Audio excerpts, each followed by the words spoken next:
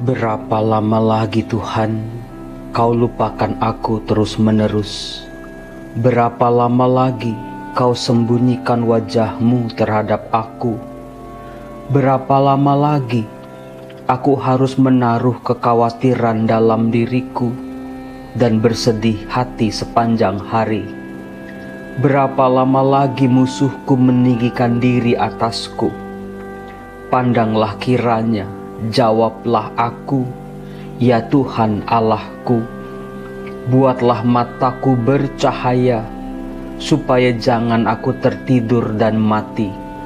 Supaya musuhku jangan berkata, aku telah mengalahkan dia, dan lawan-lawanku bersorak-sorak apabila aku goyah. Tetapi aku, kepada kasih setiamu aku percaya. Hatiku bersorak-sorak karena penyelamatanmu. Aku mau menyanyi untuk Tuhan, karena Ia telah berbuat baik kepadaku. Dalam nama Bapa dan Putera dan Roh Kudus. Amin. Salam damai sejahtera saudara-saudaraku yang terkasih, pencinta firman Tuhan. Berjumpa kembali dengan Bible Learning with Father Joseph. Saudara-saudaraku yang terkasih, apa kabar Anda hari ini? Apakah Anda bisa menebak kira-kira doa yang tadi saya doakan itu berasal dari Mazmur bab berapa? Hayo, silakan Anda buka kitab Mazmur Anda, buka sebuah seruan di mana si pemazmur, orang yang berdoa kepada Tuhan ini bertanya kepada Tuhan, berapa lama lagi Tuhan Engkau akan memandang aku lagi? Berapa lama lagi Tuhan doa-doaku Kau dengarkan? Berapa lama lagi Tuhan penderitaan yang seperti ini harus aku lalui? Saudara-saudaraku, saya senantiasa berkata bahwa ketika kita membaca firman Tuhan, sebetulnya bukan hanya diri kita yang membaca firman Tuhan, tetapi justru sebaliknya, diri kita yang sedang dibaca oleh kekuatan firman Tuhan. Firman Tuhan yang kita baca mengajak kita untuk mengenali apa yang kita geluti, apa yang kita alami. Nah, ketika seseorang misalnya sedang dalam keterpurukan, sakit yang tak kunjung sembuh, rezeki yang terpuruk sekian lama, pekerjaan gak dapet, jodoh gak dapet, menginginkan seorang anak tapi belum juga diberi momongan, dan lain sebagainya, seolah-olah akan sangat tersentuh ketika membaca Mazmur ini. Apakah Anda sudah bisa menemukan? Saya kasih trik, judulnya adalah doa kepercayaan. Ayo tulis, cari, gampang kok. Meskipun kitab Mazmur itu ada 150, tapi Mazmur yang saya bacakan tadi itu masih di belasan babnya. Oke? Ya, Anda betul. Doa yang tadi saya doakan itu ada di Mazmur bab 13. Siapa yang favorit Mazmur ini? Pasti banyak, saya yakin. Saudara-saudaraku yang terkasih, mengalami peristiwa kejepit dalam hidup, mengalami pengalaman gak gampang, serba salah, ke kiri salah, ke kanan salah, mundur salah, maju salah, diem juga salah. Seringkali itu dialami oleh manusia beriman. Kalau cuman teman-temannya nggak nolong dia, kalau cuman keluarganya cuekin dia, kalau cuma sahabat-sahabatnya meninggalkan dia, mungkin seseorang masih bisa bertahan. Tetapi saudara-saudara, lain halnya ketika dalam pengalaman beriman kita, dalam keterpurukan, dalam sakit penyakit kita, dalam penderitaan kita, kita bahkan sampai bertanya kepada Tuhan, Tuhan, mengapa Engkau meninggalkan aku? Tetapi saudara-saudara, bagi Anda yang pernah terucap kata-kata itu, Tuhan, kenapa Engkau diam saja? Tuhan, kenapa Engkau tidak memperhatikan hamba-Mu ini? Anda jangan takut, pengalaman itu adalah pengalaman manusiawi sebagai orang beriman, tetapi jangan biarkan berhenti di situ saja. Mazmur bab 13 dan firman Tuhan yang mau kita olah dalam video kali ini akan membantu kita untuk memaknai pengalaman itu dan juga menemukan jalan keluar. Nah, saudara-saudara, kalau Anda hidupnya sedang mentok, Doakanlah setiap pagi. Mazmur bab 13. Belajarlah dari si pemazmur. Meskipun lawan-lawannya, sahabat-sahabatnya menyerang dia tetap percaya pada kasih setia Tuhan yang akan selalu dan selalu berbuat baik terhadap dirinya. Kasih setia, kebaikan Tuhan pasti akan terjadi. Nah, saudara-saudaraku, salah satu yang membuat hidup manusia ini penuh dengan penderitaan adalah soal rejeki yang mengering. Rezekinya lagi surut, Romo. Kalau dulu bisa punya penghasilan segini, Romo, tapi sekarang itu setengahnya juga enggak. Betul-betul merangkak dari bawah. Betul-betul kayak digebukin sama pengalaman-pengalaman hidup. Rezeki belum pulih, keluarga sakit, problem-problem segala macam. Kayaknya kita digebukin oleh masalah-masalah kita. Nah, firman Tuhan bisa menjadi tameng, menjadi kekuatan kita untuk bisa bertahan dan juga untuk bisa mengalahkan dan melewati masalah-masalah itu. Kita bisa belajar dari pengalaman orang Israel seperti yang dinubuatkan oleh Nabi Yeskiel. Apakah Anda tahu dalam perayaan Ekaristi, bacaan pertama di bulan Agustus dari tanggal 1 terus, itu kita ditemani oleh nubuat Nabi, yaitu Nabi Yeskiel. Apakah Anda tahu bahwa arti dari nama Yeskiel itu bagus banget artinya? Yeskiel, Ye itu singkatan dari Yahweh atau Adonai, nama Tuhannya Allah orang Israel. Hazak itu artinya kuat atau menguatkan.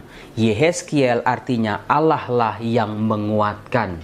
Pernah saya bahas dalam salah satu video, nasib dari si Nabi Yeskiel ini gak gampang ternyata. Dia itu seringkali bergelut dengan tugasnya.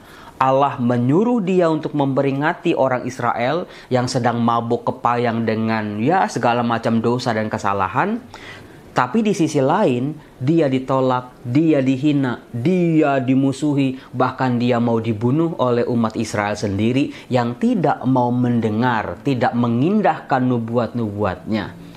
Salah satu kekasan kalau kita membaca kitab Nabi Yeskiel adalah Allah tidak hanya berpesan kepada umat Israel melalui Nabi Yeskiel ini, tetapi Allah menyuruh Nabi Yeskiel untuk memperagakan sesuatu.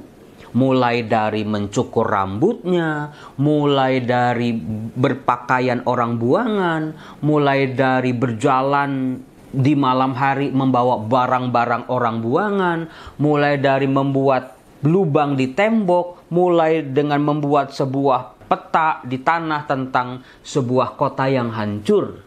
Saudara-saudaraku, tindakan-tindakan yang disuruh oleh Allah kepada Nabi Yeskiel harus dilakukan di depan mata orang-orang Israel. Mengapa ini penting? Karena tindakan-tindakan yang disuruh oleh Allah untuk diperagakan oleh Nabi Yeskiel adalah sebuah peringatan, sebuah simbol apa yang akan dialami oleh orang Israel kalau mereka tidak bertobat. Mereka akan dibuang. Dan nanti betul setelah nubuat Nabi tidak didengarkan, orang Israel tidak mau bertobat, betul-betul bangsa ini dibuang ke Babel. Dalam Yeskiel bab 37 ayat 1, pada suatu hari kekuasaan Tuhan meliputi aku. Ini salah satu ciri pengalaman seorang nabi. Dia berkata-kata bukan dari pikiran atau hati atau keinginannya sendiri, tapi Allah yang menguasai dirinya. Ia membawa aku keluar dengan perantaraan rohnya dan menempatkan daku di tengah-tengah lembah. Lembah itu penuh dengan tulang-tulang. Ia membawa aku berkeliling melihat tulang-tulang itu. Sungguh amat banyaklah tulang-tulang itu berserakan. Semuanya amat kering. Bagaimana Romo mencoba mengerti nubuat tentang tulang belulang yang dilihat oleh Nabi Yeskiel ini? Tulang belulang bukan tulang belulang biasa, tetapi tulang belulang yang amat kering. Mari kita simak. Lalu Tuhan bersabda kepadaku, "Hai anak manusia, dapatkah tulang-tulang itu dihidupkan kembali?" Aku menjawab, "Ya Tuhan Allah, Engkaulah yang tahu." Lalu ia bersabda kepadaku, bernubuatlah tentang tulang-tulang itu, dan katakanlah kepadanya, hai tulang-tulang kering, dengarlah sabda Tuhan. Beginilah sabda Tuhan Allah kepada tulang-tulang itu. Aku memberi nafas hidup di dalammu, supaya kalian hidup kembali. Aku akan memberi urat-urat padamu dan menumbuhkan daging padamu. Aku akan menutup kalian dengan kulit dan memberi kalian nafas hidup supaya kalian hidup kembali. Dan kalian akan tahu bahwa akulah Tuhan. Apakah tulang belulang itu harus dipahami secara harafiah?